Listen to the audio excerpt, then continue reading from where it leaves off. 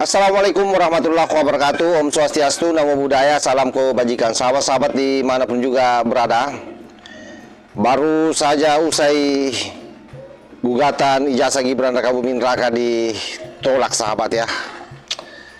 Tetap saja para pembenci Gibran luar biasa membangun framing, terutama dari orang-orang yang memang kita sinyalir adalah orang-orang Demokrat yang merupakan pemuja AHY.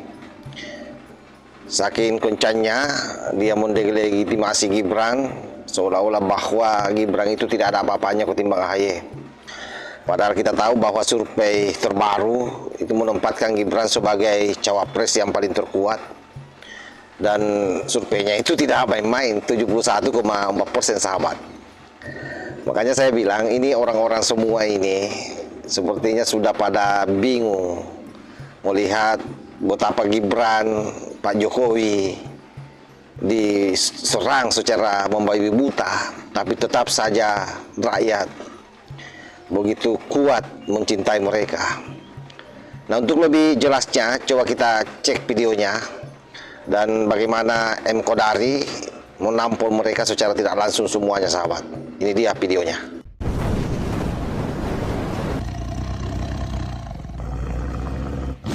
Saya kira kalau bicara syarat-syarat seorang jadi cawapres atau capres, saya kira AHY tidak kurang dari itu. Iya, ketum partai, ya kan. Sekarang Menko PM, ya. Ya kan. Secara personal juga, menurut ini saya survei pribadi di media sosial ya, lebih menarik daripada Gibran. Aduh. Beda jauh kelasnya, nggak ada apa-apanya Gibran tuh kalau bandingkan dengan AHY. Oh serius? Oh serius? Yakin nggak ada apa-apanya. Bandingkan dengan apa? Puan pun juga enggak lah. Oh. Iya, kalau enggak, ngapain juga Purnawirawan akan memakzulkan Gibran? Sekarang kita masuk pada tingkat kepuasan kepada kinerja Wakil Presiden Pak Gibran sebesar 71,4%, gabungan antara sangat puas dan cukup puas, yaitu 71,4% pemilih atau rakyat Indonesia dalam sampel yang kami ambil sebesar 71,4% menyatakan puas, kemudian 25,3% tidak puas. Lalu kita dalami seperti presiden tadi, untuk wakil presiden mengapa dari jumlah kita fokus pada yang puas 71,4%, itu karena berjiwa muda dan membawa perubahan positif, 19,4% responden menyatakannya. Kemudian dekat dan perhatian pada rakyat 15,7%, mampu memimpin sinergi dengan presiden 10,3%, cerdas 8,7% dan seterusnya. Dan yang kelima adalah membela rakyat kecil. Ini persepsi pemilih. Menarik dan selalu menjadi perbincangan di masyarakat, ya baik diam-diam maupun terbuka, itu adalah posisi Mas Gibran. Selain diserang terus, dianggap juga ada konflik dengan Pak Prabowo, kemudian kapasitasnya juga diragukan. Ya. Kalau menurut Pak Kodari apa ini dan bagaimana solusi ke depannya?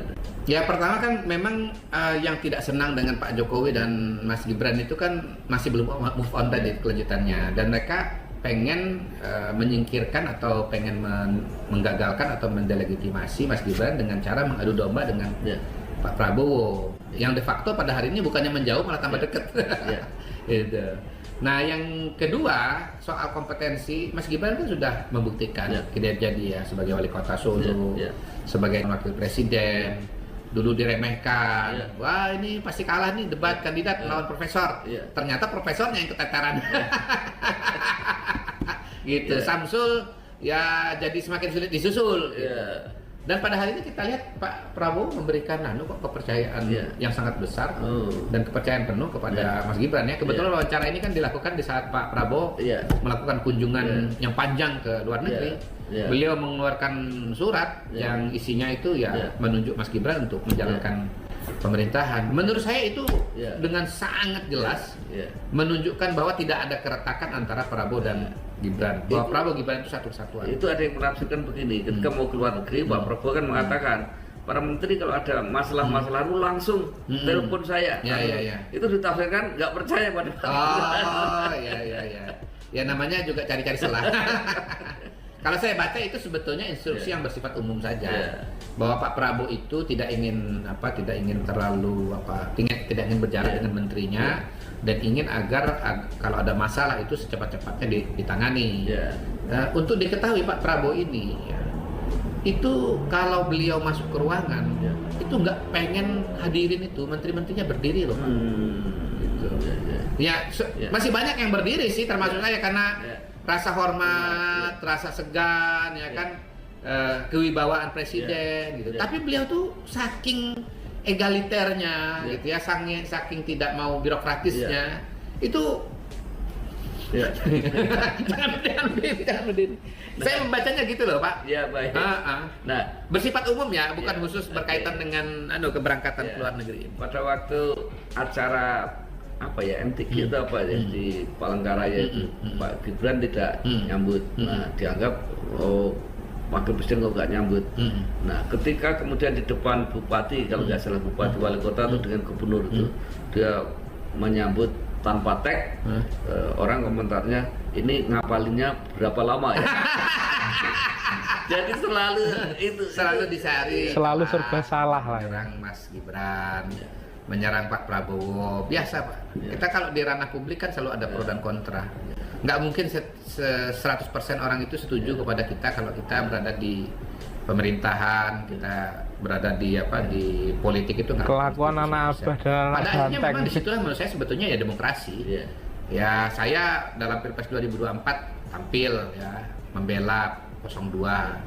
Ya ada yang bela 01, ada yang bela 03. Masing-masing silakan aja mengajukan argumentasinya. Tinggal nanti publik dan masyarakat kan yang memilih akan memberikan mandat atau kepercayaan kepada siapa.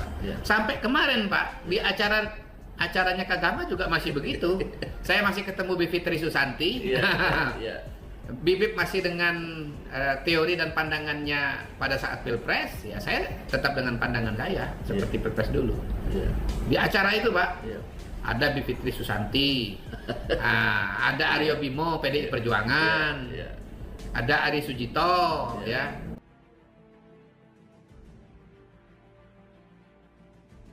Moderatornya Tata Ujiati, ya itu.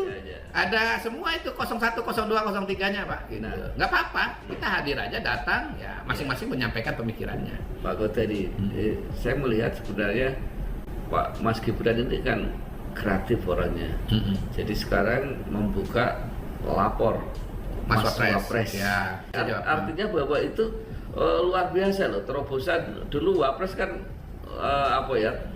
tidak terlalu. Sebenarnya kalau saya lihat Pak, ini sebetulnya ya ini balik lagi kepada background Pak. Kita itu kadang-kadang mencari penjelasan terlalu jauh.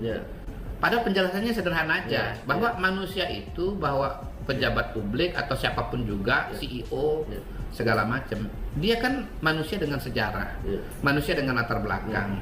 Apa yang dia kerjakan itu jangan-jangan cuma meneruskan aja apa yang sudah biasa dikerjakan di masa lalu. Nah, waktu Mas Wali ini, Mas Wapres ini jadi Mas Wali, jadi wali kota Solo, itu yang dia kerjakan. Dia bikin mekanisme lapor Mas Wali. Maksud dan tujuannya apa? Untuk menampung masalah-masalah yang ya dirasakan oleh masyarakat Solo gitu. Nah, masyarakat kalau punya keluhan, dan pasti punya keluhan Pak, kalau diterima, didengarkan, kan pasti senang Pak. Soal kemudian bisa selesai atau tidak itu kan soal lain lagi, ya tergantung tingkat persoalannya, tinggal kerumitannya, tergantung masalahnya gitu. Kalau masalahnya mungkin cuma salah paham, cepet Pak. Tapi kalau masalahnya berkaitan dengan sengketa hukum, mungkin panjang dan tidak bisa diselesaikan oleh Mas Wapres, tetapi Mas Wali pada waktu itu harus dibawa ke pengadilan misalnya. Tapi kan paling tidak masyarakat punya keluhan, itu kan didengarkan.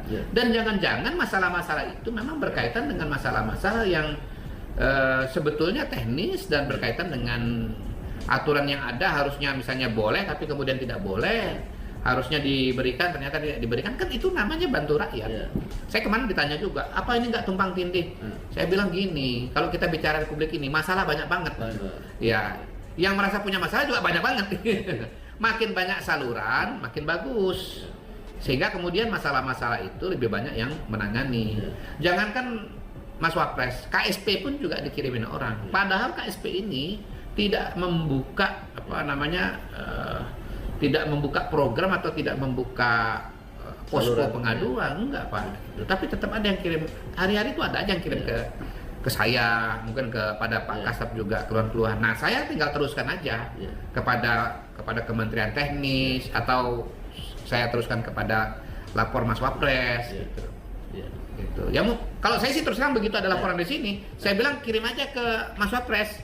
Supaya apa? Supaya jelas tertangani. Dan gampang kan carinya. Serepublik ini datang ke Jakarta bisa cari kantor Wapres. Tinggal Google atau tanya sama taksi. Saya mau kantor Wapres. Jelas tuh, Pak.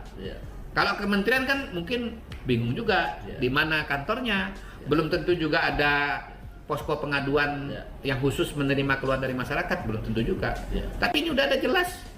Dan lagi kalau dari KSP, Pak, ke kantor Mas Wapres dekat. Jadi semakin jelas ya bahwa seluruh agenda 2029 hari ini sudah bertebaran di media sosial.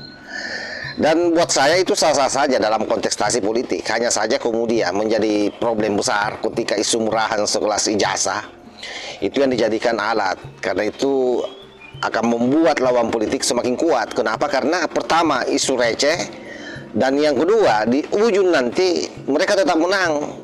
Pada akhirnya rakyat akan mengatakan memang luar biasa sabarnya ini keluarga Pak Jokowi.